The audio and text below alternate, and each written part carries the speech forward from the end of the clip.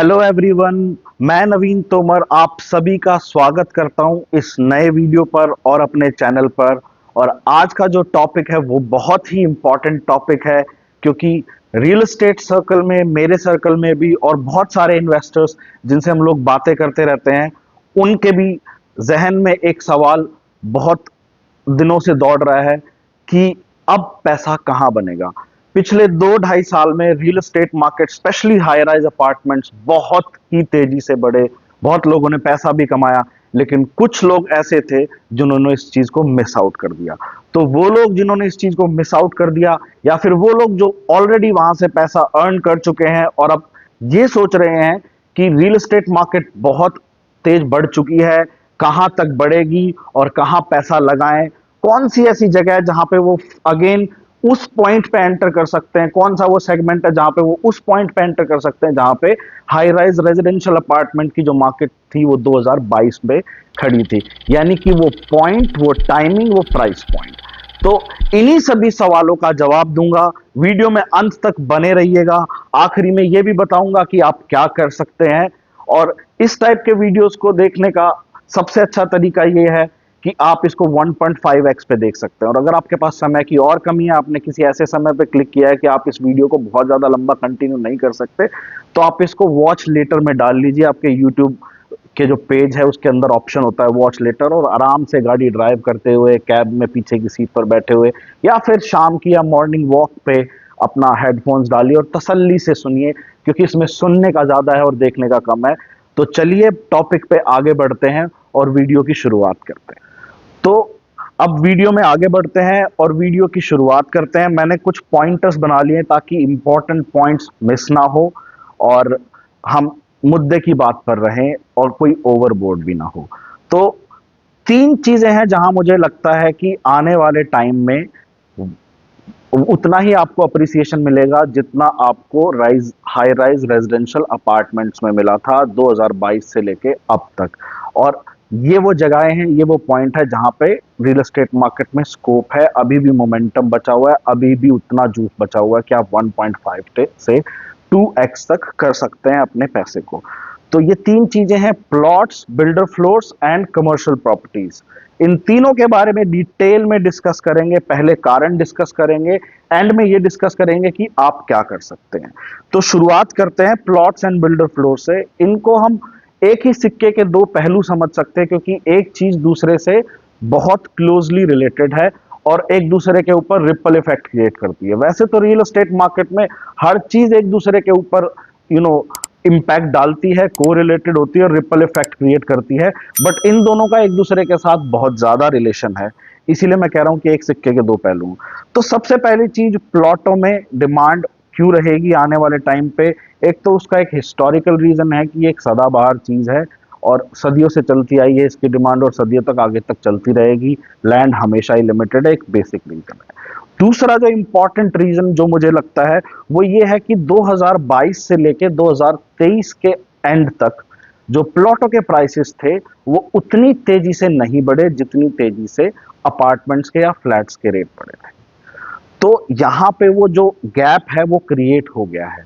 और मैंने जनवरी 2024 में एक वीडियो भी बनाया था जिसमें हमने डिस्कस किया था कि इस साल प्रॉपर्टी के प्राइसेस बढ़ेंगे। मैंने पहले प्रेडिक्ट किया था कि प्रॉपर्टी के प्राइसेस बढ़ेंगे, प्लॉटों के प्राइसेस बढ़ेंगे और 20 से 25% का जंप होगा। वो जंप आ चुका है, तो मुझे अच्छा लगा। जिन लोगों ने मेरी राय लेके इन्वेस्ट किया, आज वो प्रॉफिट में भी बैठे हैं और हमें अच्छा लगता है। ऑफ कोर्स हमारे इन्वेस्टर्स को कोई प्रॉफिट होता है तो सेम टाइप की प्रिडिक्शन मैं आज भी दे रहा हूं कि अभी भी अगले 6 महीने से लेके 1.5 साल तक आप 20% से मिनिमम 40% तक का जंप एक्सपेक्ट कर सकते हैं प्लॉट्स के अंदर, और ये भी होगा। आप देखिएगा, ये होगा अगले 6 महीने से 1.5 साल में। उसके पीछे के कारण बताऊंगा, क्योंकि प्लॉट और बिल्डर फ्लोर आपस में कोरिलेटेड हैं। इनको चलते जाएंगे, डिस्कस करते जाएंगे। अब अगला कारण आता है कि मार्केट में बहुत सारा एक तबका है जो कि लो राइज में ही रहना पसंद करता है, या तो विला बनाना पसंद करता है या फिर उनको जड़ से मकान पसंद है अपना। और आप कुछ भी कर लो, उनकी प्रेफरेंस रहती ही लो राइज की है, उनको जड़ से मकान चाहिए होता है। तो इन लोगों के लिए भी ये हमेशा एक कंटिन्यूस डिमांड बनी रहती है इन लोगों की, और इसके लिए प्लॉटों के प्राइसेस बढ़ेंगे। बाकी एक प्लॉट्स जो बिल्डर फ्लोर्स हैं और जो फ्लैट्स हैं, उनके बीच में जो प्राइस गैप है वो बहुत ज्यादा है। कि नॉर्मली ये जो गैप होता है ये मुश्किल से 20 से 15% या मैक्सिमम 25% रहता है। लेकिन ये गैप हाल फिलहाल में जो पर स्क्वायर फीट प्राइस है किसी भी लोकेशन पे, चाहे वो गोल्फ कोर्स रोड ले लो, गोल्फ कोर्स एक्सटेंशन रोड ले लो, अभी हालांकि न्यू गुड़गांव और द्वारका एक्सप्रेसवे पे बिल्डर फ्लोर्स का इतना ट्रेंड नहीं है, लेकिन वहां पे भी अगर आप ऑब्जर्व करोगे तो जो प्राइस गैप है वो कहीं ना कहीं 50%, 60%, मतलब 40% से 50% के बीच का गैप अभी भी बना हुआ है। तो it has to reach that gap where the gap is between 10 to 15% और मैक्सिमम 20%। तो ये गैप बनता है। आप एग्जांपल ले सकते हैं कि आज के टाइम पे गोल्फ कोर्स रोड पे, मतलब मैं अगर क्रेस्ट और कैमेलियास को हटा देता हूँ, वैसे भी 25 से 30 हजार रुपए पर स्क्वायर फीट का रेट पहुंच चुका है, लेकिन बिल्डर फ्लोर्स का रेट अभी उस गैप में, उस अंतराल में नहीं पहुंचा है, उसमें अभी गैप है। अब इसके बाद में आते हैं हम बिल्डर फ्लोर्स पे। अलग ही प्लॉट्स और बिल्डर फ्लोर्स रिलेटेड हैं, तो मेरा मानना ये है कि बिल्डर फ्लोर्स यही रिपल इफेक्ट क्रिएट करेंगे प्लॉट के प्राइसेस पे आगे। तो बिल्डर फ्लोर्स के प्राइसेस क्यों बढ़ेंगे? उसमें पहली चीज तो यह है कि इसमें दो सेगमेंट है, एक 3 करोड़ प्लस और एक 3 करोड़ से नीचे, तकरीबन 2.5 करोड़ के आसपास का सेगमेंट, 1.5 से 2.5 करोड़ के आसपास का सेगमेंट। तो पहला वही बेसिक रीजन से डिस्कस करना शुरू करेंगे कि some people always prefer to stay in low rise apartment. उनको वो ही कॉन्सेप्ट समझ में आता है, लो राइज कॉन्सेप्ट समझ में आता है, उनको हाई राइज में जाना पसंद ही नहीं है। तो वो लोग हमेशा ही मार्केट में बने रहेंगे, उनका अवर्जन होता है हाई राइज अपार्टमेंट से।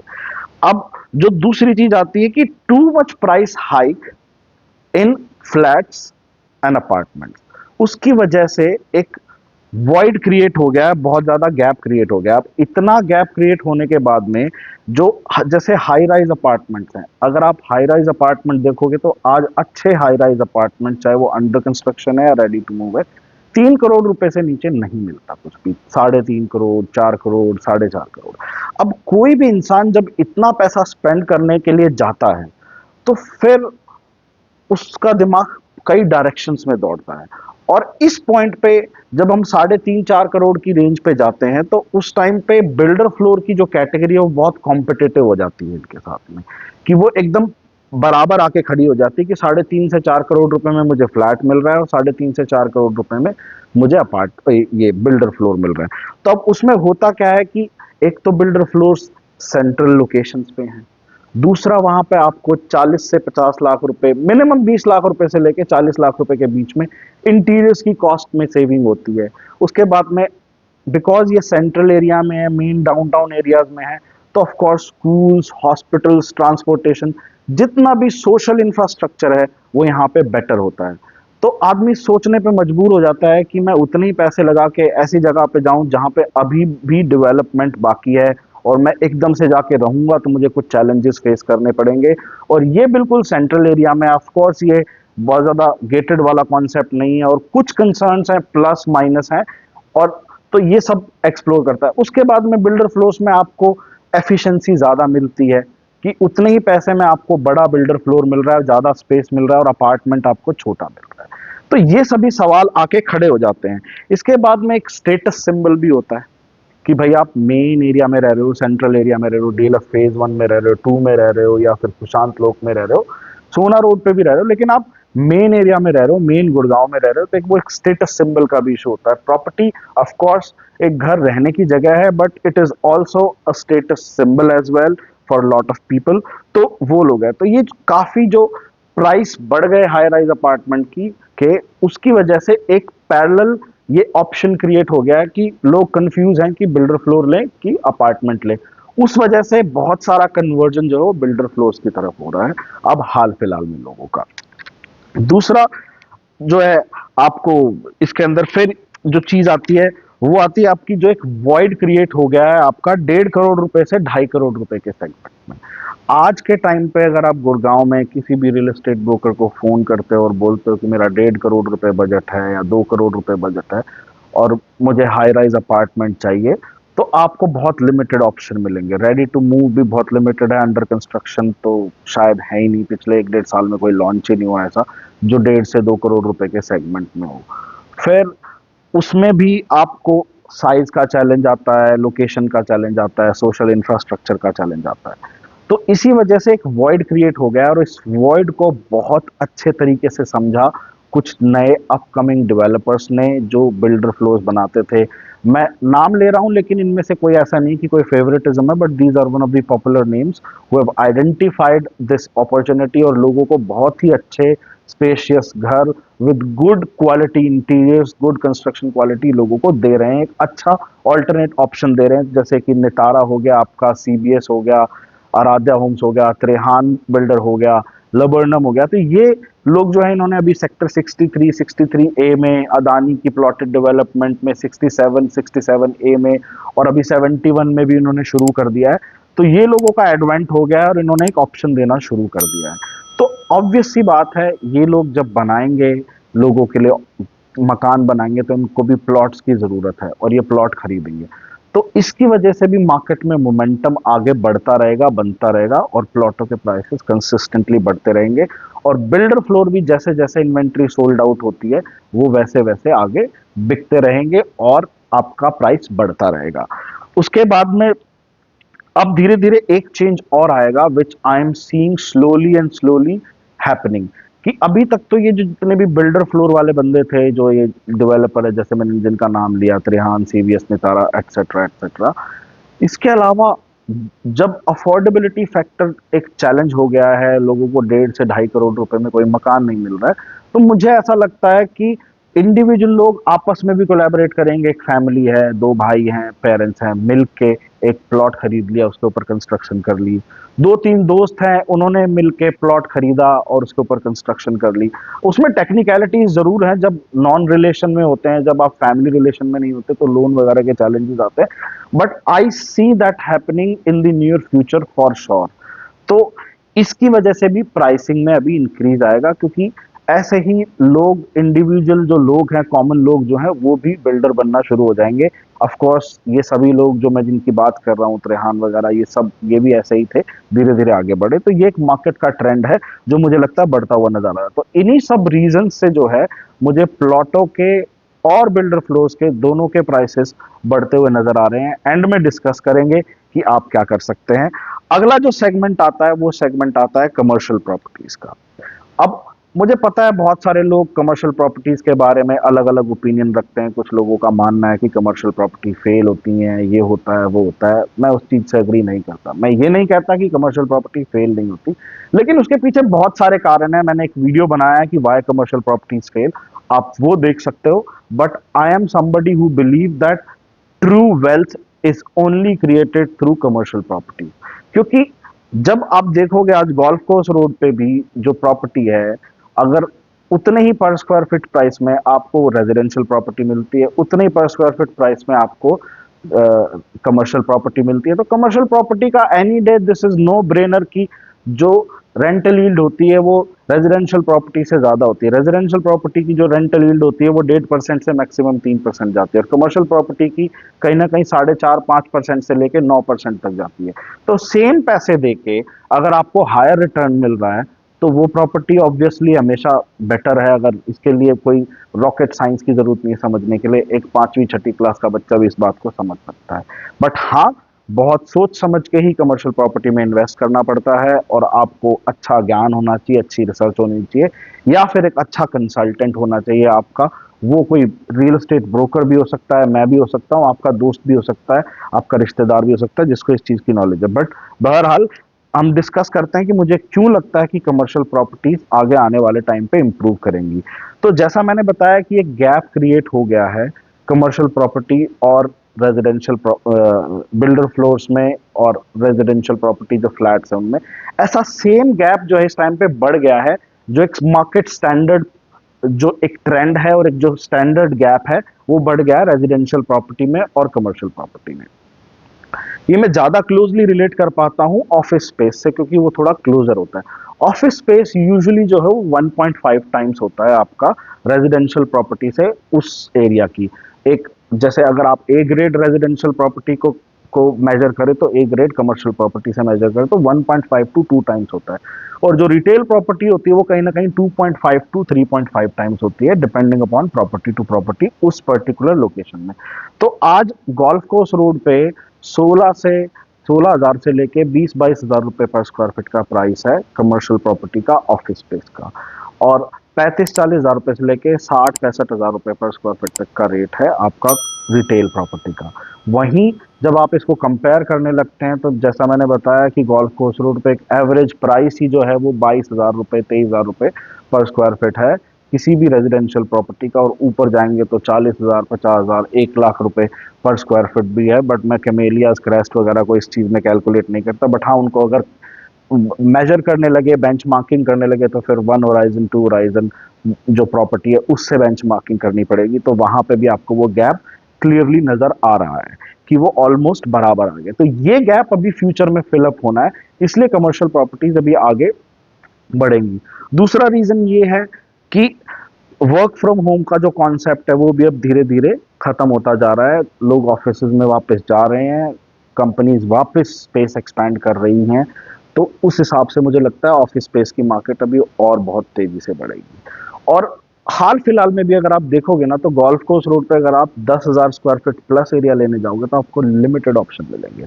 एक्सटेंशन रोड पे ही ऐसे ही इन्वेंट्री खत्म होती जा रही है, तो अब आने वाले टाइम पे जो अपकमिंग एरियाज है वहां पे मुझे ऐसा लगता है कि ऑफिस स्पेसेस की डिमांड बढ़नी शुरू होगी। द्वारका एक्सप्रेसवे हो आने के बाद में कनेक्टिविटी और बेटर इंप्रूव हुई है, तो एसपीआर को, द्वारका एक्सप्रेसवे को ऑफिस स्पेसेस के मामले में भी एक अपर एज मिलेगा। तो यहाँ पे वो सिचुएशन है एक्चुअली, जो कमर्शियल रियल एस्टेट की मार्केट है वो आज वहीं खड़ी है जहां पे 2021-22 में जो है रेजिडेंशियल हाई राइज अपार्टमेंट्स की मार्केट खड़ी थी। तो ये बहुत अच्छा मौका है, आप कमर्शियल प्रॉपर्टी में अगर इन्वेस्ट करना चाहते हो, this is the right time to invest in commercial property. और इस वीडियो को सेव करके रख लेना, आज से 1.5-2 साल बाद अगर आपने मेरी ओपिनियन नहीं मानी होगी तो आप कहोगे कि मैंने ये बोला था और ऐसा हुआ।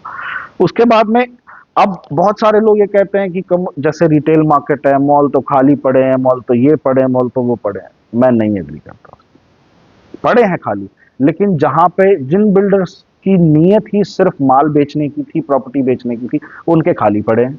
और जिन बिल्डर्स ने नाम बनाना था मार्केट में, जो फेमस है अपनी लीजिंग करने के लिए, उनकी मार्केट में पैर रखने की जगह नहीं है। मैं आम्या ग्रुप का नाम ले लेता हूँ, एआईपीएल ग्रुप का नाम ले लेता हूँ, इनकी मार्केट्स में आप जाओ आपको पैर रखने की जगह नहीं मिलेगी वीकेंड पे ढंग से, मतलब ऐसी सिचुएशन है। सभी दुकानें चढ़ी हुई, 90-95% की ऑक्यूपेंसी है, सभी अच्छा बिजनेस कर रहे हैं जितने भी रिटेल आउटलेट्स हैं। एक्चुअली है क्या, अगर हम इसको डिटेल से समझेंगे तो अब दो टाइप की मार्केट हो गई है, एक ऑनलाइन मार्केट है और एक ऑफलाइन मार्केट है।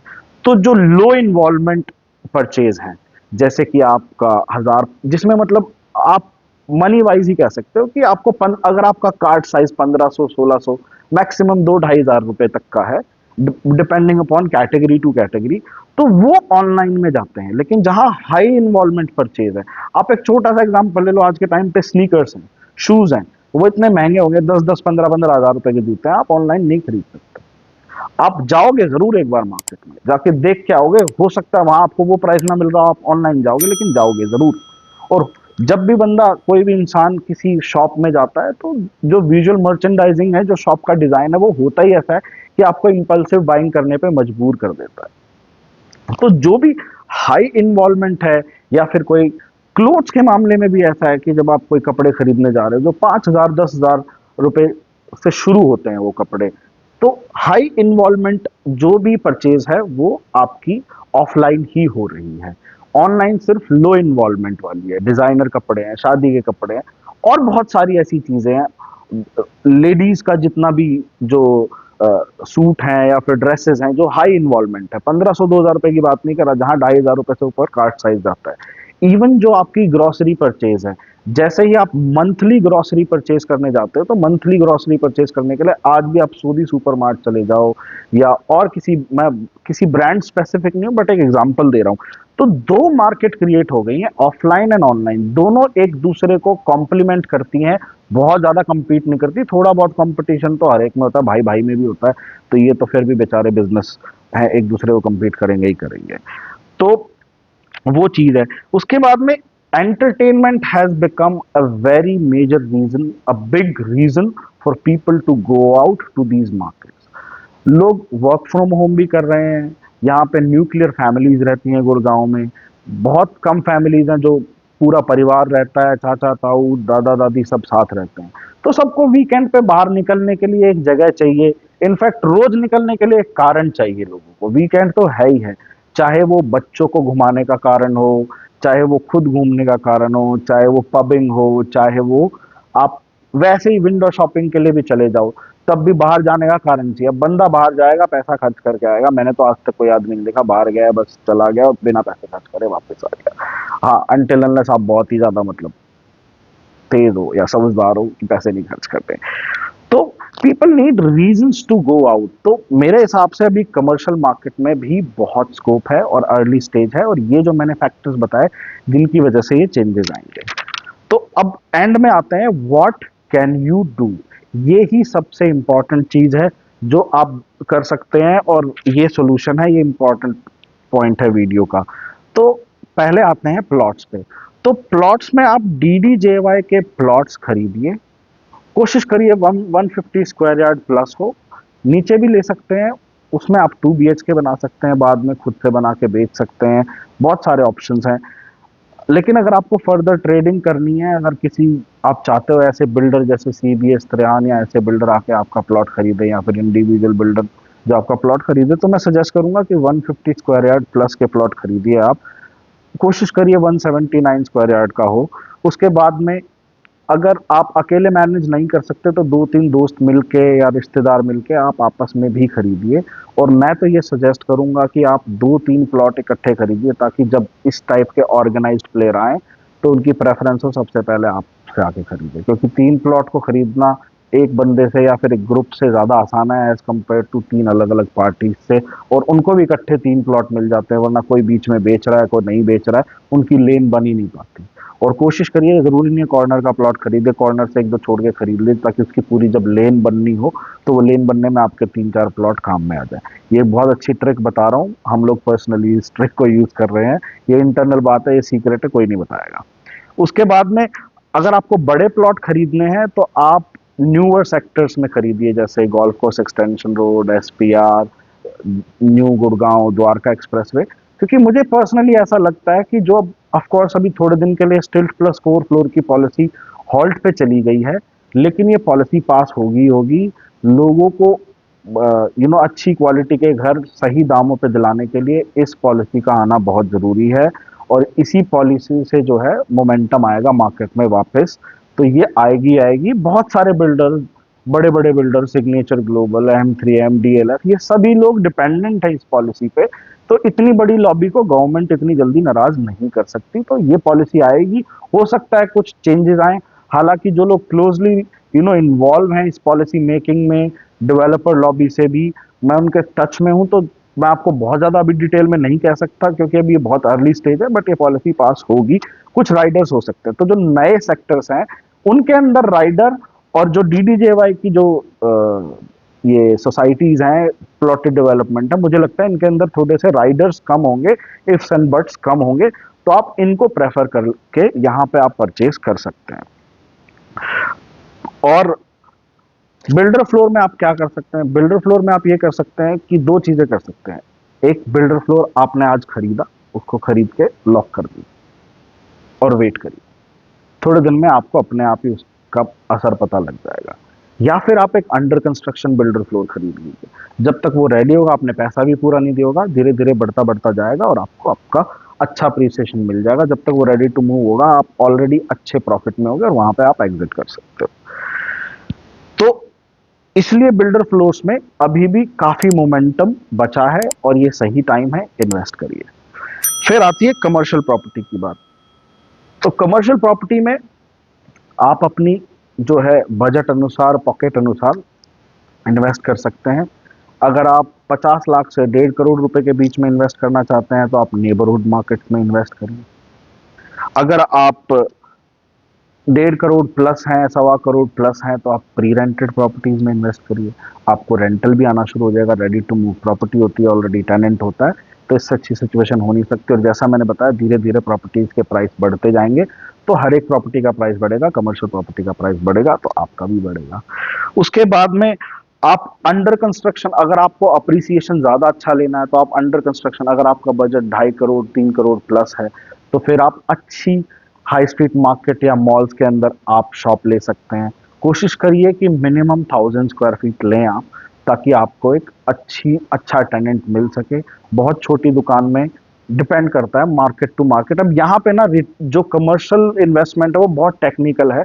मैं ये वीडियो बहुत बड़ा हो जाएगा, मैं इसमें नहीं बता सकता। उसके लिए एक सेपरेट वीडियो बना दूंगा कि कैसे कैसे कहाँ कहाँ इन्वेस्ट करना चाहिए। बाकी एक वीडियो बनाया भी है, how to invest 50 lakh to 7 crore rupees, वो भी आप देख सकते हैं, डिस्क्रिप्शन में डाल देंगे हम लोग।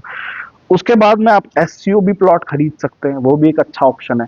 लेकिन एससीओ प्लॉट हैवी इन्वेस्टमेंट है, 6 करोड़ रुपए मिनिमम, और 12 करोड़ 15 करोड़ यहाँ तक जाता है। तो अगर आपके पास में ऐसा बजट है तो आप एससीओ प्लॉट खरीदिए।